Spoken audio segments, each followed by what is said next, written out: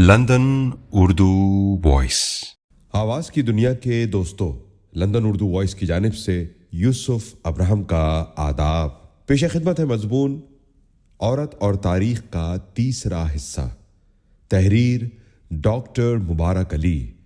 पेशकश London Urdu voice. तारीख़ में औरत का तज़करा बतौर तवाइफ, रक्कासा और गाने वाली का आता है। वो इन हैसियतों से मर्द की जिनसी ख्वाहिशात को पूरा करती है और उसे रक़्स व गाने से खुशी और मसरत बहम पहुंचाती है, मगर इसके बावजूद उसका समाजी मर्तबा बढ़ता नहीं बल्कि घट जाता है। मुआशरे में तवाइफ की ज़रूरत भी समझी जाती है तो उससे नफ़रत भी की जाती है। एक आलिम दीन नूरुद्दीन मुबारक जो अल्तमश के ज़माने में थे, उन्होंने इस बात का इजहार करते हुए कहा था कि तवाइफों को ख़त्म नहीं करना चाहिए, वरना लोग अपनी नफसानी ख्वाहिशात पूरा करने के लिए शरीफों के घरों में कूदा करेंगे। हवाला ज़ियाउद्दीन बर्नी, तारीख़ फ़िरोज़ शाही, उर्दू तर्जमा, लाहौर 1969, सफ़ा 97-98। यहाँ औरत तबक़ाती किरदार में नज़र आती है कि तवाइफ़ें अपनी क़ुरबानी देकर शरीफ औरतों की इज़्ज़त महफूज रखती हैं। अकबर बादशाह ने इन सब तवाइफों को एक जगह इकट्ठा करके उस जगह का नाम शैतानपुरा रख दिया था। तवाइफ को मर्दों की ज़रूरत समझा जाता है, इसलिए तो दूसरी जंग अज़ीम में जापानियों ने अपने फ़ौजियों के लिए कोरिया की औरतों को ज़बरदस्ती फ़ौजी कैंपों में रखा ताकि वो फ़ौजियों की ख्वाहिशात को पूरा करें। वियतनाम में अमरीकी सिपाहियों ने वियतनामी औरतों को इस्तेमाल किया और जाते वक्त उन्हें छोड़ गए।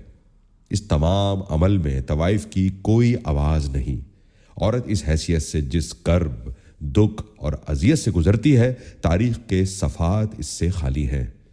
तवाइफ को गुनाह की अलामत समझकर उसकी महरूमियों और तकलीफ़ों से आँख बंद कर ली गई, और सबसे बढ़कर ये कि औरत को तमाम बुराइयों की जड़ समझा गया और इस हैसियत से मुल्क को, कौम और तहजीब के ज़वाल की वजह और बुराइयों के साथ साथ औरत को भी करार दिया। तारीख़ में जब भी कौमों के उरूज का जिक्र होता है तो उसमें औरतें शामिल नहीं होती, मगर जब कौमें ज़वाल पजीर होती हैं तो उस वक्त सारी जिम्मेदारी औरत पर आ जाती है, क्योंकि उस सूरत में हुक्मरान तबकों पर यह तनकीद की जाती है कि उन्हें शराब और औरत ने तबाह कर दिया। औरतों की मजलिस और सोबत में रहने की वजह से उनकी मर्दाना सिफ़ात ख़त्म हो गईं और निस्वानी आदतें आ गईं। लिहाजा इस बात पर अक्सर मौर्रिख़ मुत्तफ़िक़ हैं कि हर कौम के ज़वाल में औरतों ने हिस्सा लिया है। मशहूर जर्मन मौर्रिख़ थियोडोर मोम्ज़न, जिसे 1902 में अदब का नोबेल इनाम भी मिला और जिसने रूमी तारीख़ पर तहक़ीक़ की, वो रूमियों के ज़वाल की वजह ये बताता है कि जैसे जैसे औरत का समाजी रुतबा बढ़ता गया, रूमी मुआशरा ज़वाल पजीर होता चला गया। वो ये कहता है कि पुराने दस्तूर में औरत कानून के तहत शौहर की निगरानी में होती थी और शौहर इख्तियारात के मामले में बाप के बराबर होता था। गैर शादीशुदा औरत बाप या किसी मर्द रिश्तेदार की मातहती में होती थी। शादीशुदा औरत की अपनी कोई जायदाद नहीं होती थी। बगैर बाप की औरत या बेवा को इस बात की इजाज़त नहीं होती थी कि वो अपनी रकम खुद खर्च करे। लेकिन अब ये शुरू हो गया है कि औरत अपनी रकम खुद खर्च करने लगी है और उसने किस्म किस्म के कानूनी हीलों को इस्तेमाल करना शुरू कर दिया है, मसलन शादी करके ताकि बाप की निगरानी से आज़ाद हो जाए और जायदाद का इंतज़ाम खुद संभाल ले। और अब यहाँ तक होने लगा है कि शादी के बाद वो शौहर को उसके इख्तियारात नहीं इस्तेमाल करने देती। औरत की यह आरज़ू है कि दुनिया के हुक्मरानों पर हुकूमत करो।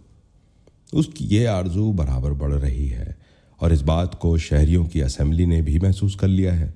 इसलिए अब सूबों में जगह जगह औरतों के मुजस्समे इस्तादा होने लगे हैं। लिबास, ज़ेवरात, इमारतों की सजावट और खानों में खूबसूरती और फरावानी आ गई है। जब एशिया कोचक की फतूहात हुई तो वहाँ से एशियाई और यूनानी ऐशो इशरत रोम आ गया और इन सब खराबियों की जड़ औरत है। हवाला सेक्सिज्म बाहवाला मोमसेम, सफ़ा 32। इसलिए मौर्रिख़ कौमों के ज़वाल में औरत को दो हैसियतों से देखते हैं। अव्वल, औरत की आज़ादी और उसका समाजी और कानूनी रिवायात से निकलना, دوسرے ملک کے معاملات میں دخل اور حکمران طبقوں میں اس کے اثرات۔ چونکہ اس عہد میں حکمران زیادہ وقت عورتوں کے ساتھ گزارنے لگتے ہیں، اس لیے ملکی انتظامات میں بحران آنا شروع ہو جاتا ہے اور اس کی تمام ذمہ داری عورت پر آ جاتی ہے۔ انگلستان کا مشہور مورخ ٹوئن بی اس کا قائل ہے، اور اس کے مطابق انسانی تاریخ کے شجاعانہ دور میں تمام تباہیاں عورت کی وجہ سے آئیں۔ عورت ان تمام برائیوں کی ذمہ دار تھی کہ جن کی وجہ سے ہیروز نے ایک دوسرے کو قتل کیا۔ بقیہ اگلے حصے میں ہمارے ساتھ جڑے رہیے گا۔ آداب عرض ہے۔